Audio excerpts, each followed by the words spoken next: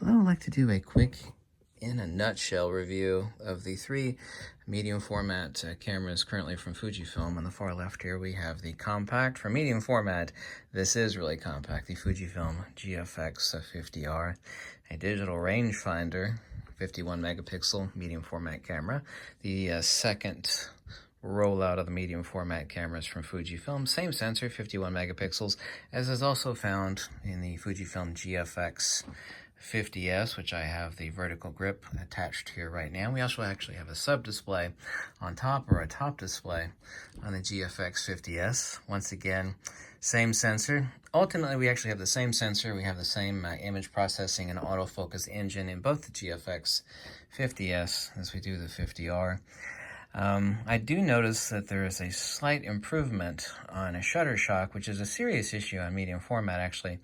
On the Gfx50R rangefinder, I've got this blacked out on mine. I actually have the two microphone holes actually covered up with tape, gaffer's tape. This actually is the camera that I've waited basically 10 years for from from anybody, actually. I didn't know Fujifilm was going to come out. A compact, right now used, because a lot of people, well, not a lot, there's no way I'm ever going to get rid of my 50R. There are certain people that are actually putting these up for sale so they can purchase the Gfx100, the new backside illuminated 102 megapixel Fujifilm Gfx100, which I actually have. This is the viewfinder. I don't have the viewfinder attached on the current 50S, but this is the viewfinder with the tilt adapter. You can see the actual color doesn't match. It's black since this was designed for the 50S, which is black. However, this space gray, a graphite color, on the Gfx100, it's the same tilt adapter. This is a $500 piece. By the way, if you're an owner of the new Gfx100 or an owner of the Gfx50S, I will just flat out tell you right now that you are completely 100% insane and out of your mind if you don't actually purchase the tilting adapter for your Gfx50S or the Gfx100. So ungodly, incredibly useful. It's worth every penny and then some. But on the 50R, by the way, this is also the grip belt GB001. This is actually made for the Fujifilm. This is a Fujifilm hand strap adapter. It actually fits perfectly on the 50R, so that I can actually pack this around one-handed and take some of the pressure between my hand and the camera loose when I'm walking around in the streets or wherever I'm walking with the 50R. I consider this to be a perfect travel camera. Take, for example, my favorite prime lens in the current 10 series of lenses from Fujifilm GFX or GF line. This is the 45mm 2.8 prime, a 35mm equivalent. But now, so far as I've actually had a lot of questions recently on printing large or making some decent large. I mean, you can crucify it with any of the three of these cameras. I mean, if you can't nail it with 51 megapixels of medium format, and you can't nail it with 102 megapixels, and I probably shouldn't say that. This is a BSI sensor, but I mean, dynamic range is comparable between the two. You actually have a smaller pixel pitch on the new Gfx100, but it is a BSI sensor. And the Gfx100, I forgot, by the way, I want to mention that I have a tremendous amount of time with all three of these cameras, literally a tremendous. What does, and I've stated this in my extensive reviews, and I've done really extensive reviews on the Gfx100, that sets it apart from any other medium format camera, also to that of the Gfx50 or the 50S, is the world's first Ibis medium format. Okay, that's important. I'm not into video, but Ibis is actually incredibly important in medium format. What does medium format have an issue with? The 35mm or full frame or crop sensor does not. It still does, but it has extremely little. But medium format has a lot, and that is shutter shock. Let me repeat those two words again. Shutter shock. The Ibis, in addition to shooting lower lights, you actually get, depending on the lens, 3 stops plus of image stabilization, but what it is extremely helpful on at any shutter speed is shutter shock. And I find that incredibly useful. I actually, even though the video from the Gfx100 is incredible, so we actually have the world's first Ibis medium format. We also have, too, the world's first crossover medium format camera. What does a crossover medium format mean? Well, this actually has, well, I can actually, say for the example, and I mentioned this before, 250 millimeter, shooting people on horseback at a galloping speed, nail approximately 65 to 70% of the shots with the Gfx50S or 50R. The actual performance for autofocus speed is drastically improved. We also have phase detect and contrast detect in the camera vis-a-vis the main board, and the processor on the main board will actually switch between, depending on lighting conditions, between contrast detect and phase detect. So we actually have phase detect that we do not have on the other two GFX cameras. So we actually have a camera that is, and I've compared it, make a comparable analogy is that if these two were to consider to be XT1 autofocus speeds, or actually they're even slightly slower than the XT1 was, depending on the lens being used, this has the exact same autofocus speed. And for medium format, that's incredibly good. Same autofocus speed and performance as that of the XT2, the last version. Not the first version, but the last version firmware of the XT2. And speaking of a true fast, literally fast, because the last version of firmware from the XT2 is a significantly fast camera. I still have my old XT2 and I'm not going to get rid of it, even though I have the XT3. But we actually have a game changer camera here so far as the medium formats.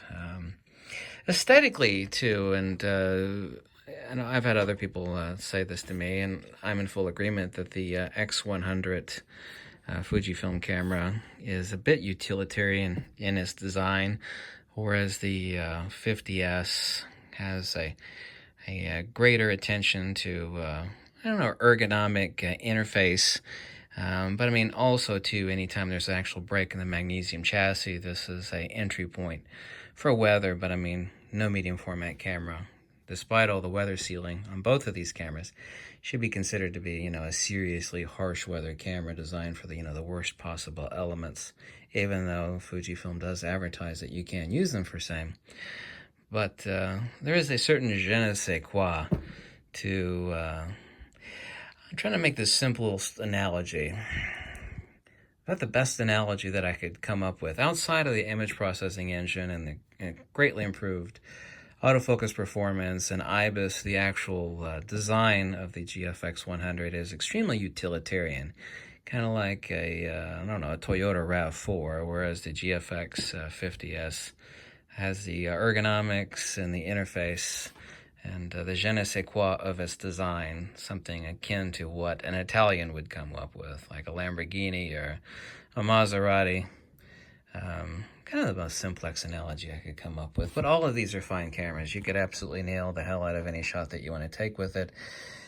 The question is what is the spectrum or bandwidth by which you can use these cameras without frustration? Medium format has always not been for action and sports and hardcore wildlife. Obviously so. It's been for hardcore product, corporate, business, photography. It's where the client is paying the money and they want the maximum image output, and that's what you bring to the table. But the Gfx100, what you're actually getting is that crossover camera. Just imagine the speed and the performance of the last iteration of the firmware of the XT2, except in a much larger body. And it's actually not that large. Of course, we have an integrated grip here. We actually have two batteries on a battery tray, just like an XT2. There's no battery over here. There's not a detachable grip.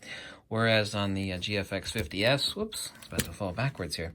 We actually have a primary battery here on the left side, and the vertical grip, we actually have the same thing. But we don't actually have to, like on the XT2, remove the grip to get to the battery over here. Both batteries insert from this direction, the grip battery here, and the primary camera battery here. So both of these take two batteries, Gfx100 and the Gfx50S. However, both two can use or employ simply one battery.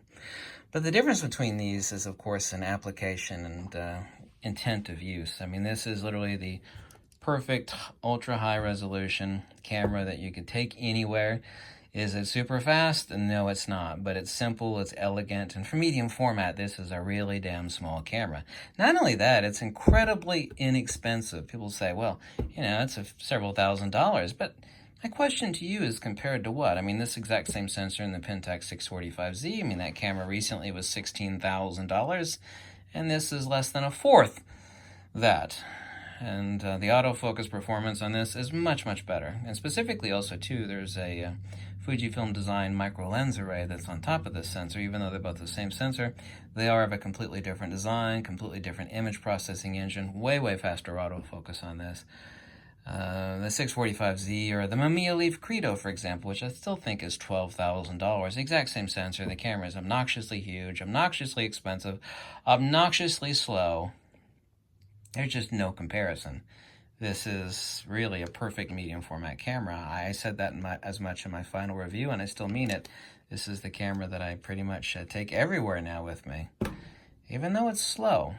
You know, slow compared to what? For medium format, it's fast enough for 99% of everything I want to do. Obviously, if I was planning on doing something with sports or action or photojournalism or an event, I'm not going to bring this camera. I'm going to bring the XT3 or the XH1. So this is not designed for that. But this is what you're paying $10,000 for. And that's incredibly cheap for what it is. I said the world's first crossover medium format camera. Where this one fails for photojournalism, for sports and action, this one does not fail. Is this an ultra hardcore sports action wildlife camera? No, of course it is not. However, it is significantly more so adept at doing same than either the 50S or the 50R. And by the way, if you get, like I said, I gotta say it again, a 50S or Gfx100, please God, get the tilting adapter for the camera. It's a $500 adapter. It's like, well, I don't really need that, you know? I just don't. You do. Trust me. If you buy this, you're going to say, oh my God, I can't believe I was thinking about not buying that. You have to buy the tilt adapter. You just have to do it. I mean that literally. But these are incredibly inexpensive, and they are the world's fastest medium format cameras by far. It far outstrips everything else out there in medium format. That's not my opinion. That's a hardcore fact. Hardcore fact. The Gfx100, everything else in medium format made by anybody, whether it be Pentax or Hasselblad, phase 1 is slower than a constipated turtle in the middle of winter. The Gfx100 is far faster than absolutely basically everything else combined. And that's a bit of an exaggeration, but it's pretty damn close. And it literally is the world's first crossover medium format. But anyway, I mean, that's, you know, without getting into the minutiae of the specific descriptions, you know, obviously all of these are dual SD cards. The only thing you actually, by the way, need fast SD cards for is this beast. The only thing. And by the way, a lot of people, and oh my God, I can't believe how huge. This is the other thing I encounter all the time. You know, I just, the files for this must be absolutely enormous. I don't think my computer can handle it. You know, it's just going to step on the ass of my computer. Listen, I've got 16 gig of RAM. No, I have 8. Sorry, my MacBook Air. I'm thinking about my other MacBook. And my MacBook Air, I've only got 8 gig of RAM. Handles the full RAW. I shoot lossless 16-bit compressed RAW on this, and processing those images in Capture One on my puny MacBook Air, not a problem. That's only 8 gig of RAM. So yeah, I mean, if you're going to do a processing of a lot of images, say, you know, a wedding shoot, it's going to be an issue. But as far as, you know, 20, 30, 40 images from the Gfx100, it's not a problem. Your computer can handle it. I can assure you it can. But it's just a brief, in a nutshell, look at the 3 different medium format cameras from Fujifilm and what each one is different for. And I mean, the Gfx50R really is kind of self-explanatory. I mean, its size and its functionality, form follows function. It is designed to be a travel/street /compact medium format camera. That's exactly what the hell it is. If you drop the 50mm 3.5 pancake on this, you got a really compact damn camera. The Gfx100 is not all that big. I mean, this is no bigger than my Nikon D4 is. And it's a lot faster than my Nikon D4, and an enormous amount more megapixels, and just images that will just absolutely blow your mind. You open up a full full RAW on a 27-inch iMac display, a 5K resolution. Is just absolutely one of those 2010 A Space Odyssey moments where the space music starts playing in the background and you hear HAL 9000's voice. It's just, it's unbelievable. Just nothing that anybody would take for granted. I'll never forget uploading the full 600 megabyte plus TIFF files from the Gfx100, and people were just like, oh my god, oh my god. Anyway, thank you so much for watching. I will shut up now, and I hope that gives you a better perspective on the three of these relative to one another. Okay, thank you.